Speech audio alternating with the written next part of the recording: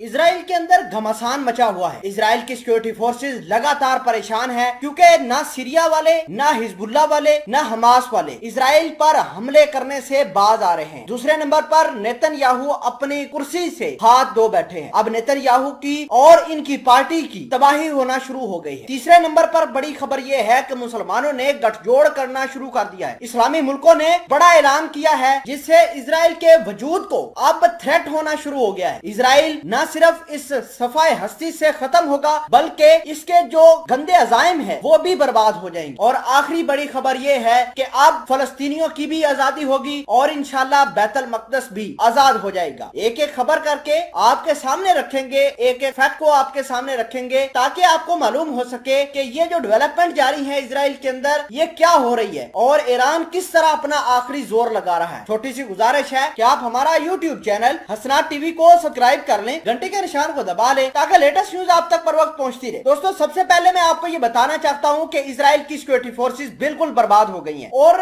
Israel के जो लोग हैं वो नेतन्याहू से बिल्कुल बदजन हो गए हैं क्योंकि इनकी सिक्योरिटी फोर्सेस इसराइल के इंटरेस्ट को बचाने में और उसको प्रोटेक्ट करने में नाकाम रही हैं। नेतन्याहू न सिर्फ लोगों में बिल्कुल जलील हुए हैं बल्कि अपनी कुर्सी से भी हाथ धो बैठे हैं क्योंकि नेतन्याहू की पार्टी लिक्विड जो है वो गवर्नमेंट नहीं बना सकी और 15 साल बाद नेतन्याहू की पार्टी पहली मर्तबा अपोजिशन में जाएगी। इसका मतलब ये हुआ कि इसराइल की बर्बादी हुई। नेतन्याहू जाते जाते मुकम्मल तौर पर जो इसराइल का अमन था वो बर्बाद कर गए, सिक्योरिटी फोर्सेस को जलाकर राख कर दिया। सीरिया ने, इसके अलावा हमास ने, हिजबुल्ला ने, गजा की पट्टी पर मौजूद जो फलस्तीनी थे उन्होंने सब ने मिलकर इसराइल को बर्बाद करके रख दिया है। और इसी बीच ईरान ने बड़ा ऐलान किया है। ईरान ने कहा है कि वो अपने जितने भी मिसाइल वेपन्स होंगे, गन्स होंगी, गन बोट्स होंगी, वो सारी की सारी इसराइल को बर्बाद करने के लिए इस्तेमाल की जाएंगी। तो आपने देखा होगा कि हमास ने, हिजबुल्ला ने हाल फिलहाल के अंदर काफी तबाही मचाई है इसराइल के अंदर। अब बढ़ते हैं अगली खबर की जानब। आपको ये बता दें कि